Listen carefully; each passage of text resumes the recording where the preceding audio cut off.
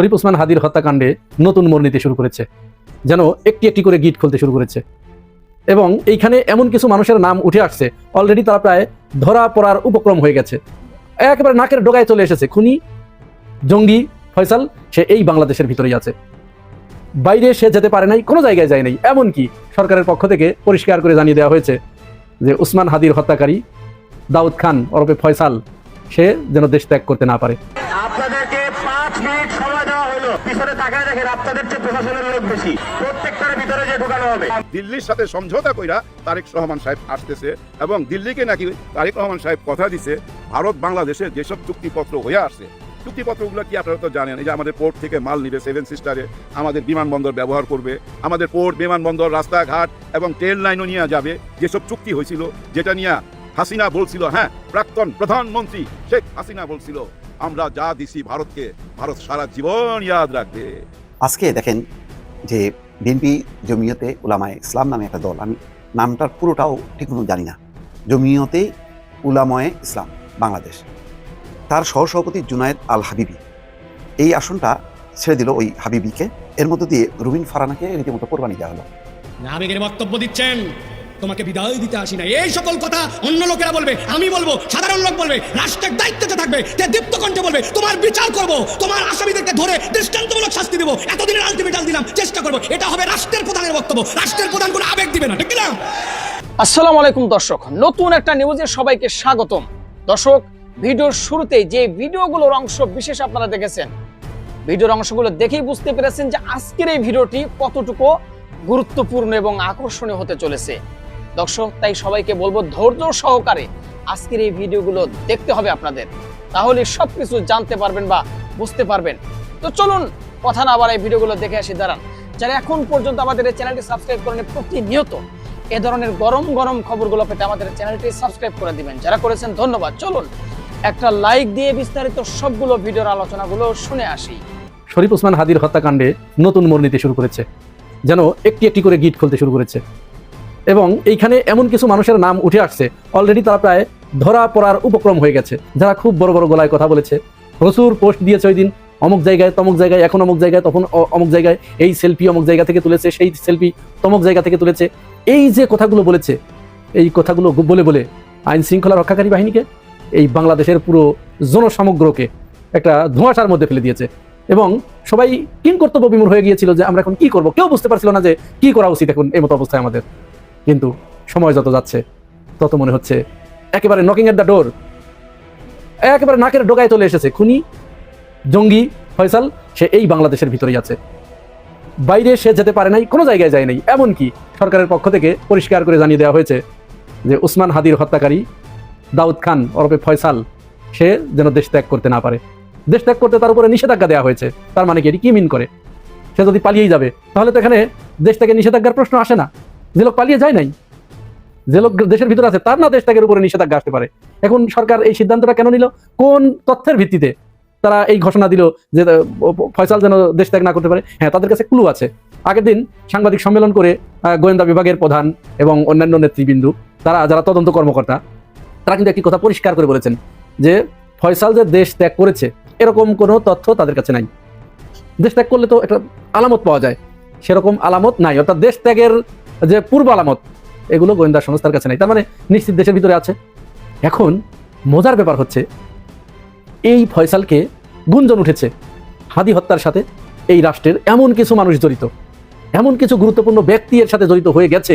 হাদিকে হত্যা করা হয়েছে। হাদি শুধুমাত্র একজন শুটার এসে, ছাত্রলীগের এক জঙ্গি এসে তাকে গুলি করে চলে গেল এমনটি নয়। এখানে বিরাট একটা র্যাকেট আছে, বিরাট একটা গ্যাং আছে। আপনারা শুনেছেন ইতিমধ্যেই এই হত্যাকারী জঙ্গি ফয়সালের ব্যাংক অ্যাকাউন্টে কয়েকশো কোটি টাকার লেনদেন হয়েছে। এই টাকাগুলো কারা, কোথা থেকে এসেছে? তারা কি সবাই দেশ থেকে পালিয়ে গেছে?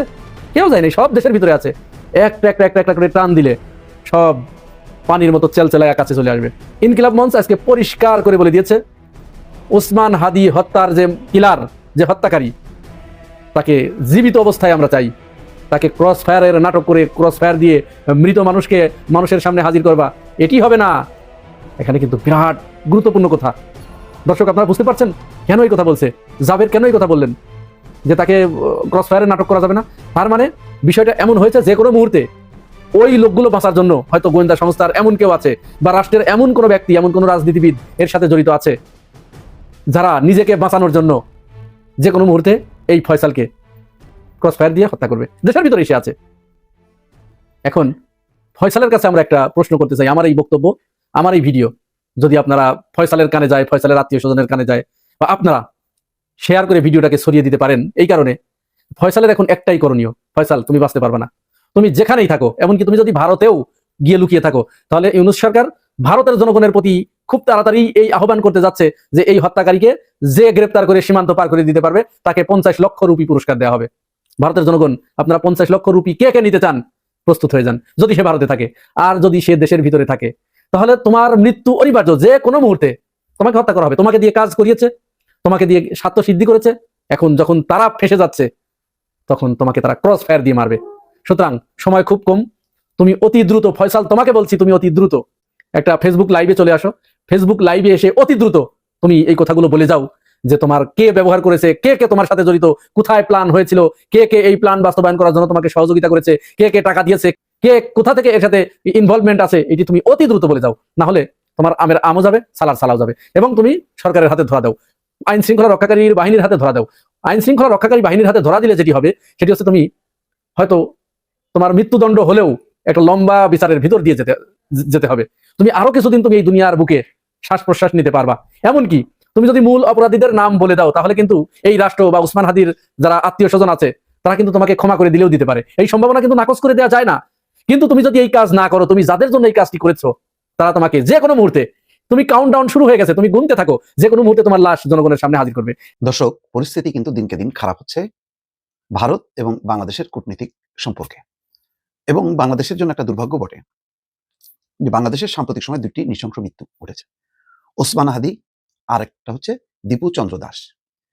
তো দীপু চন্দ্র দাসকে নিয়ে বাংলাদেশের অভ্যন্তরে তেমন কোনো হইচই নেই। পুলিশ কিছু অ্যাকশন নিয়েছে, গ্রেপ্তার করেছে, আইনি প্রক্রিয়া চলছে, কিন্তু এটা নিয়ে ব্যাপক বাদ প্রতিবাদ নেই, যেটা ওসমান হাদিকে নিয়ে হচ্ছে। আর ভারত জুড়ে তোলপাড় হচ্ছে শুধু দীপু চন্দ্র দাস। কারণ ভারতের এই উগ্রপন্থীরা, মৌলবাদীরা, তারা দীপু চন্দ্র দাসকে অন করছে, অথচ ওসমান হাদির কথা একবারও বলছে না। দুর্ভাগ্য হচ্ছে এই দীপু চন্দ্র দাস এবং ওসমান হাদি দুজনই বাংলাদেশের নাগরিক, কিন্তু যেহেতু দীপু চন্দ্র দাস হিন্দু, সেই কারণে ওই ভারতের উগ্রপন্থীরা শুধুমাত্র দীপু চন্দ্র দাসকে ওন করছে। দুটাকেই যদি ওন করে তারা বলতো যে এইভাবে বাংলাদেশে মৃত্যু হচ্ছে, এটা আমরা প্রতিবাদ জানাচ্ছি, সেটা মানবাধিকার প্রশ্ন থেকে তারা বলতে পারতো। কিন্তু না, তারা এমনভাবে প্রতিবাদ জানাচ্ছে এবং আজকে রীতিমতো লঙ্কাকাণ্ড ঘটেছে। ভারতীয় মানে দিল্লির হাইকমিশন সেখানে ব্যারিকেড ভেঙেছে। পরিস্থিতি খুবই নাজুক। দর্শক, একটু বিশ্লেষণ করি কেন এটি হচ্ছে।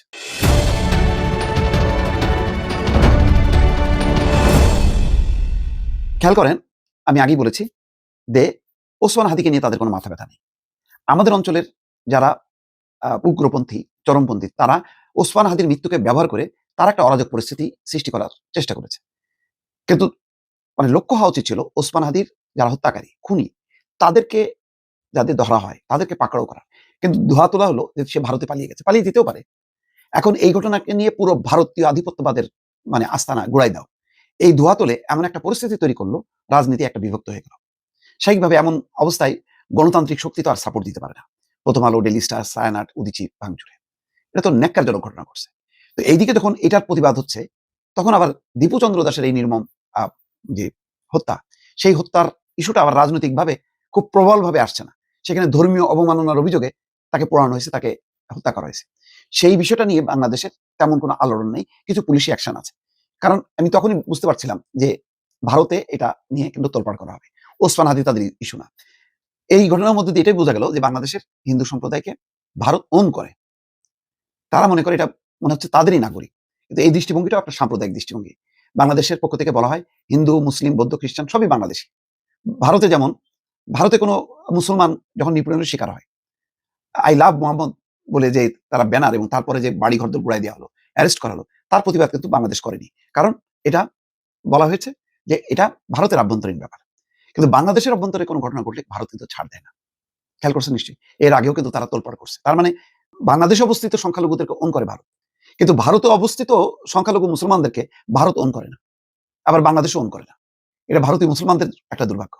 আবার এটাও সত্য যে এই নির্মম হত্যাকাণ্ডে প্রতিবাদে যতটা রাজনৈতিক অঙ্গন থেকে প্রতিবাদ হওয়া উচিত ছিল দীপুচন্দ্র দাসের ব্যাপারে, সেই প্রতিবাদটা কিন্তু দেখা যায়নি। এটাও বাস্তবতা। এরকম বাস্তবতায় দেখা যাচ্ছে যে কয়েকশো বিক্ষোভকারী তারা মানে ব্যারিকেড ভেঙে ফেলে, পুলিশের ব্যারিকেড। তারপর পুলিশ বাধ্য হয়ে তখন সংঘর্ষে লিপ্ত হয়। টাইমস অফ ইন্ডিয়ার প্রতিবেদনে বলা হচ্ছে মঙ্গলবার ভিএইচপি অর্থাৎ ভারতীয় হিন্দু পরিষদ তারা কর্মসূচির ডাক দেয় এবং কমিশনের সামনে নিরাপত্তা জোরদার করেছিল দিল্লি পুলিশ। আর দা হিন্দু জানায় পত্রিকা, এলাকাটিতে 3 স্তরের ব্যারিকেড বসিয়ে অতিরিক্ত পুলিশ এবং আধা সামরিক বাহিনী মোতায়েন করা হয়। ভারতের আরেক গণমাধ্যম এনডিটিভি লিখেছে, কঠোর নিরাপত্তা ব্যবস্থা সত্ত্বেও একাধিক বিক্ষোভকারীকে ব্যারিকেড ভেঙে কূটনীতিক স্থাপনার দিকে এগিয়ে যেতে দেখা যায়। তারা অন্তত 2 স্তরের ব্যারিকেড ভাঙে। এই সময় অনেককে ব্যানার এবং প্লাকার্ড হাতে স্লোগান দিতে দেখা যায়। এই এক পুলিশ কর্মকর্তার বরাত দিয়ে দা হিন্দু লিখছে, অপ্রীতিকর ঘটনা এড়াতে প্রয়োজনীয় বাহিনী মোতায়েন করা হয়েছে। একই অবস্থা শিলিগুড়িতে, সেখানেও ভাঙচুর করা হয়েছে, সাময়িক বন্ধ করা হয়েছে। কলকাতায় বিক্ষোভ হয় 3 দফায়। একটিতে বিজেপি এবং পশ্চিমবঙ্গের বিধানসভার বিরোধী দলীয় শুভেন্দু অধিকারীর নেতৃত্বে জড়ো হন হিন্দু সনাতনীরা, এবং ওই শুভেন্দু অধিকারী বরাবর কিন্তু খুব বিদ্বেষমূলক বক্তব্য দিচ্ছে, এখানেও তাই। পুলিশ বাধা দিলে তারা ধস্তাধস্তিতে জড়ান। আর শিলিগুড়িতে বিশাল সেন্টারের সামনে জড়ো হয়ে বিক্ষোভকারীরা বাংলাদেশের পতাকা সম্মিলিত ফ্লেক্স টেনে ছিঁড়ে ফেলেন। এরপর প্রধান উপদেষ্টা এবং সেই ফ্লেক্সে কুশপুতলিকা আগুন ধরিয়ে দেয়। কয়েকজন পুলিশের সঙ্গে ভেতরে গিয়ে বিশাল সেন্টার বন্ধ রাখার হুমকি দেন দায়িত্বরত কর্মীরা। তো এখন পরিস্থিতি যথেষ্ট নাজুক। ভারতের কূটনৈতিক এলাকা, কূটনৈতিক পাড়া বা স্থাপনাগুলো একেবারেই নিরাপদ না। অব্যাহতভাবে তারা তাদের একটাই মানে দীপুচন্দ্র দাসের এই মৃত্যুর তারা প্রতিবাদ জানাচ্ছে। কিন্তু এখন মনে হচ্ছে যেন ভারতীয় কোনো নাগরিককে বাংলাদেশে হত্যা করা হয়েছে, পোড়ানো হয়েছে, তার প্রতিবাদ করছে। এটা এক সাম্প্রদায়িক দৃষ্টিভঙ্গি থেকে তারা যে উন্মাদনা তৈরি হচ্ছে, এই অবস্থায় দেখেন ভারতীয় গণতান্ত্রিক শক্তি অনেকটা বিহব্বল। বাংলাদেশেও যেমন ওসমান হাদিকে নিয়ে এমন এক মাতম তোলা হলো যে ভারত দায়ী, অর্থাৎ ভারত আধিপত্যবাদ, এই সমস্ত কথাবার্তা বলে আসলে একটা বাংলাদেশের মৌল উগ্রবাদী শক্তি আর ভারতের মৌল উগ্রবাদী শক্তি, 2 শক্তি এমন একটা তাণ্ডব সৃষ্টি করছে যাতে 2 দেশের সম্পর্ক সত্যিকার অর্থে একটা তলানিতে যে ঠেকেছে। দর্শক শ্রোতা, আশা করি সবগুলো ভিডিও দেখেছেন এবং সকল বিশ্লেষকদের বিশ্লেষণগুলো মনোযোগ সহকারে শুনেছেন। তো প্রত্যেকটি বিশ্লেষকদের বিশ্লেষণ শোনার পরে আপনারা কি জানলেন, বুঝলেন? আপনাদের মূল্যবান মতামতটা ভিডিওর কমেন্ট বক্সে জানিয়ে দিন। আর হ্যাঁ, পারলে ভিডিওটি শেয়ার করুন। যারা এখন পর্যন্ত আমাদের এই চ্যানেলটি সাবস্ক্রাইব করেনি, প্রতিনিয়ত এই ধরনের গরম গরম খবরগুলো পেতে আমাদের এই চ্যানেলটি সাবস্ক্রাইব করে আমাদের সাথে থাকুন। ইতিমধ্যে যারা অলরেডি সাবস্ক্রাইব করে দিয়েছেন সবাইকে অসংখ্য ধন্যবাদ জানিয়ে ভিডিওটি শেষ করছি। ভালো থাকবেন সবাই, আল্লাহ হাফেজ।